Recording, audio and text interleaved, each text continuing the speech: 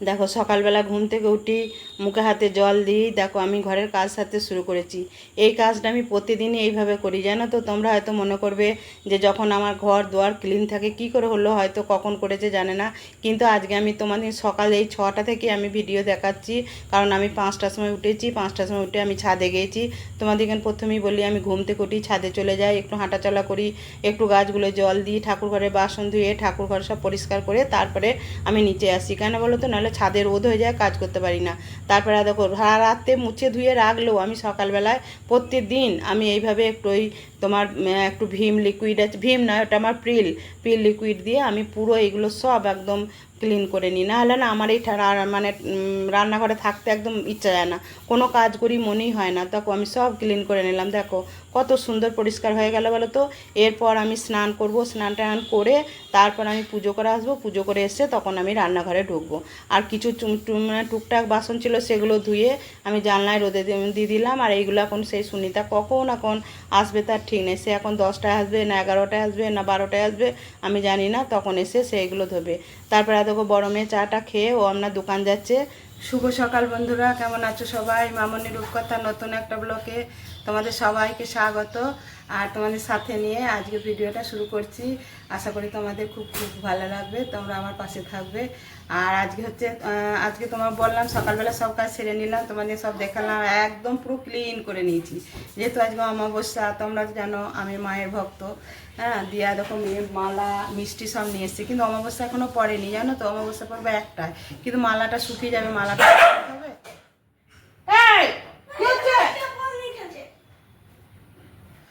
এত চিৎকার করবে, কিছু কথা বলতে দেবে না। দিয়ে তোমার মালাটা ওই জন্য মাকে পরিয়ে দেবো, মিষ্টিও দেবো, আবার বিকালবেলা একটু পুজো দিয়ে দেবো, কারণ অমাবস্যার দিন তো এমনি পুজো দিয়ে ধরো। ওই জন্য স্নান টান করে একদম ফ্রেশ হয়ে নিয়েছি। চলো তোমাদের ঠাকুর ঘরে নিয়ে যাই।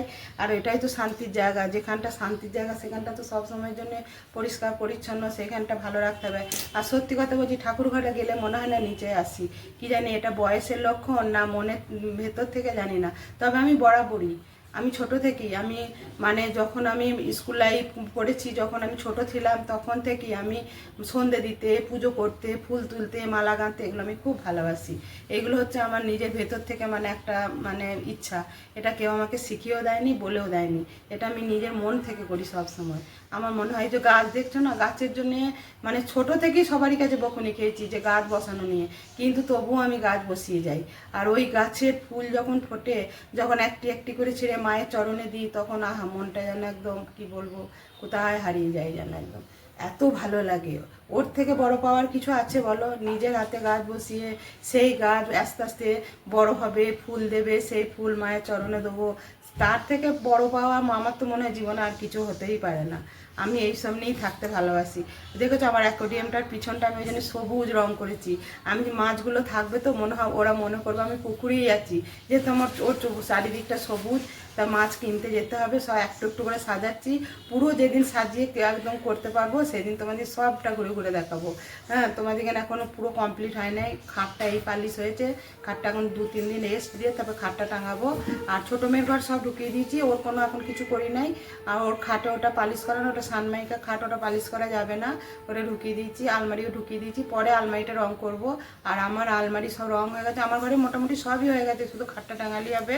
আর আমার আলমারির ওই চিকচিকির কাগজটা কোনো ছিঁড়ি নেই, পুরো ক্লিন হবে, পরিষ্কার করে তো ছিঁড়বো, নাহলে আবার ধুলো ধরে যাবে। খুব খুঁতখুঁতে মানুষ জানো তো, যে করে সবসময় হাতে রুমাল নিয়ে আছে। আর ওই যে পাতলা যে বেশ ইয়ে রুমালগুলো আছে না, ওই যে তোমাকে দেখাই, দাঁড়াও, এই যে এই রুমালগুলো আমি অনেক কিনে নিয়ে এসেছি। এগুলোতে এত সুন্দর ফ্রিজ, খাট, টেবিল, সব চেয়ার এত সুন্দর মোছা যায় না। আমি এইগুলো সব জায়গায় একটা একটা করে রেখে দিয়েছি। হ্যাঁ, এগুলো দিয়ে তারপরে মানে মোছার পর সব আমি সার্ফ জলে ভিজিয়ে দিয়ে আমি কেচে নিই। তাহলে এইরকম কিনে রাখবে, দেখবে খুব সুবিধা হবে। তোমাকে হাতাতে হবে না কোথায় আছে কোথায় নেবো, কিছু সব জায়গায় একটা একটা করে রেখে দেবে। আর এমন কিছু এগুলো দামও নয়, আমি এগুলো 20 টাকা করে কিনে নিয়ে এসেছি। হ্যাঁ, যাই হোক চলো পুজোটা করে নিই গা। মালাটা দেখো, মালা দাঁড়াও দেখাই তোমাদেরকে। দেখো মালা এনেছে বড়, আমি পরাবো যখন তোমাদের দেখাবো। আর এই যে মিষ্টি নিয়ে এসছে, চলো তাহলে ঠাকুর ঘরে তোমাদেরগুলো নিয়ে যাই। তারপরে দেখো স্নান টান করে আমি তোমাদের সাথে একটু বক বক করলাম, করে দেখো আমি ছাদে চলে এসেছি। ছাদে এসে আমি আমার নিজের যে নাইটিটা পরি কেচে মিলে দিচ্ছি, দিয়ে তারপরে চলো এবারে ফুলগুলো তুলে নেবো। কারণ আজকে ফুলগুলো তোলা হয় না, কারণ তখন আমি মানে ঠাকুরের বাসন ধুয়ে তাড়াতাড়ি নিচে চলে গেছিলাম। আর তোমাদের বলা আজ হচ্ছে অমাবস্যা, এই অমাবস্যার দিনে একটু স্নান টান করে ঘর দুয়ার পরিষ্কার না করে কি আর পুজো করতে ভালো লাগে বলো? সে এখন কখন আসবে তার ঠিক নেই, তার অপেক্ষায় যদি আমি বসে থাকি তাহলে আমার পুজো করতে বেলা 12টা বেজে যাবে। ওই জন্য আমি দেখলাম না, আমার কাজগুলো আমি সেরে নিই। আমি প্রত্যেকদিন আমার যেমন নিচে ঘরের মেঝেগুলো, ঘর ডাইনিং আমি পরিষ্কার পরিচ্ছন্ন রাখি, আমি ছাদটাও প্রত্যেকদিন আমি ঝাঁট দিই, জানো তো। আমার ছাদটা যদি পরিষ্কার না থাকে না আমার একদম ভালো লাগে না। এই যে আমি ফুল তুলে বেড়াই, আমার মনে হয় না ছাদে একটু চলাফেরা করি। দেখেছো আমার ছাদটাও কত পরিষ্কার। যে তারপরে দেখো বড় মেয়ে একটা রজনীগন্ধা ফুলের মালা নিয়ে এসছে। যেহেতু আজ অমাবস্যা, তোমাদের এখানে আগের অনেক ভিডিওয় বলেছি যে আমার বড় মেয়ে জানো তো মানে ঠাকুরকে মালা পরাতে ভীষণ ভালোবাসে। ও প্রতি অমাবস্যাতেই মায়ের জন্য একটা করে মালা নিয়ে আসে। কিন্তু যখন এর আগেও 1-2 মাস পড়েছিল, কিচ্ছু করতে পারে না, জানো তো। মালা মিষ্টি কালকে রাত্রেবেলায় সব নিয়ে এসেছে, বললো মা এগুলো কালকে অমাবস্যা আছে, তুমি পুজো দেবে। দেখো আমার আজকে কত জবা ফুল ফুটেছে, আমি মা তারাকে কেমন সাজিয়েছি তোমরা অবশ্যই কমেন্ট করে বলবে। মনে হচ্ছে না যে আমার মা কথা বলতে আসছে? দেখো চোখে চোখ রাখা যায় না, জানো তো, এত করুণ মূর্তিটা। দিয়ে তারপরে দেখো পুজো টুজো করে এসে তোমার আজকে টিফিন কিছু বানাতে পারিনি, হাজব্যান্ডকে বললাম তুমি দুটো চপ নিয়ে চলে আসবে। আর আমাদের এখানে যে ছেলেটা চপ করে খুব সুন্দর চপ ভাজে, জানো তো, ওই জন্য ওর কাছে চপ নিয়ে এলো। দিয়ে আমি, রায়, ওর বাপু তিনজনে মিলেই মুড়ি খেলাম। আর তোমার রায়ের আজকে ছুটি। আর আমার বড় মেয়ে তো বললাম দোকান গেছে, ও তো আজকে বললো মা আমার দোকানটা একটু পরিষ্কার করতে হবে, অনেক দিন দোকান যেতে পারিনি, দিয়ে গেলো। দিয়ে তারপরে মুড়ি টুড়ি খেয়ে দেখো ভাতটা বসিয়ে দিলাম। আর আজকে আমি বানাবো দেখো ছানার তরকারি। আর হাজব্যান্ড মোরলা মাছ নিয়ে এসছে। আমি তাও বললাম আজকে আর মাছটা চেনো না। দিয়ে বললো ও মাছ ছাড়া ভাত খেতে পারে না, তোমাদের এখানে আগেই বলেছি না, ওর মাছ চাই, তাদের যে মাছই হোক, চুনো মাছই হোক বড় মাছই হোক। দিয়ে মাছের ঝাল করব সর্ষে পোস্ত দিয়ে, আর এই ছানার তরকারি করব, আর তোমার আলু সিদ্ধ আছে আলু সিদ্ধ করব, আর তোমার চাটনি আছে, এইসব হবে। চলো তারপরে যে বললাম রান্না করতে করতে আবার যদি কিছু বায়না হয় তবে আবার সেটাও করতে হবে। দেখো ছানাগুলো কি সুন্দর লাল লাল করে ভেজে নিলাম। আর একটু বেশ কড়া করে ভাজলে না তরকারিটা খেতে ভীষণ ভালো লাগে। হ্যাঁ চলো তাহলে রান্নাটা করে নিই, করে নিয়ে আবার তোমাদের সাথে বকবক করব।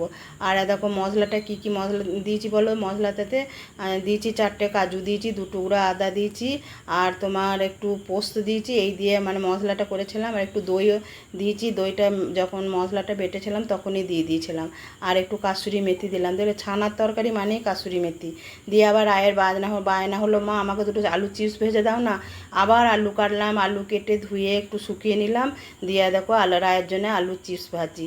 আর সত্যি করি ভাত দিয়ে চিপস ভাজা খেতে দারুণ লাগে, আমার খুব ভালো লাগে। কিন্তু কি বলো তো, ওই ভাজাতে অনেকক্ষণ সময় লেগে যায় ভাজতে।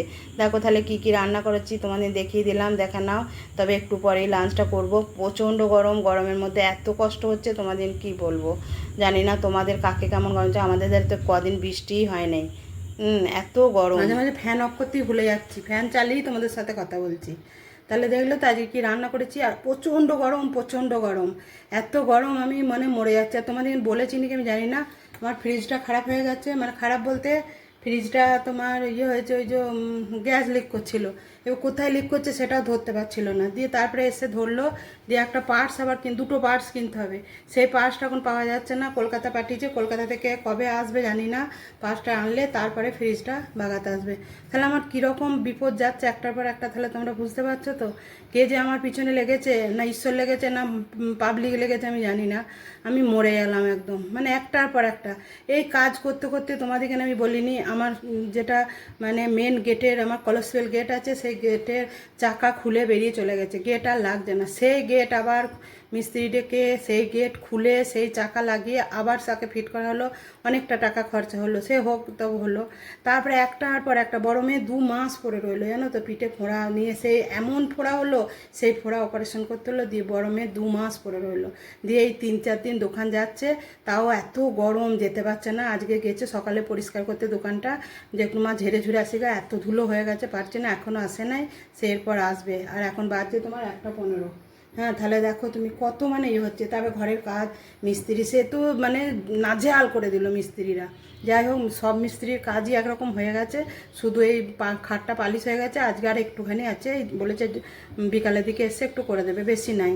যা এই মানে মানে এমন ঝামেলা চলছে, তো মানে কী বলবো। আমি যে বেরিয়ে এলাম, মেয়ে বেরিয়ে এলো, যে আমরা সে বেড়ানোর ইয়েটা উপলব্ধি করব, ফিল করব, সেসব আমাদের কিছু হলো না। আমরা মানে কী বলবো, মানে নাজেহাল হয়ে গেলাম একদম। যাই হোক, রান্না হয়ে গেছে, চলো আমি ফ্যান তোমাদের বলতেই ভুলে গেছি। সকালবেলায় 2টো বাথরুম পায়খানা পরিষ্কার করেছি, জানো তো। মানে আমি সপ্তাহে একদিন করে আমার টার্গেট থাকে যে আমি বাথরুম পায়খানাগুলো পরিষ্কার করব। আমি আর তোমাদেরকে সেগুলো দেখাইনি, অফ ক্যামেরাতেই করেছি। কারণ বাথরুম পরিষ্কার মানে বুঝতে পারছো যে মানে সেই তখন দেখাবার মতো কিছু পজিশন থাকে না।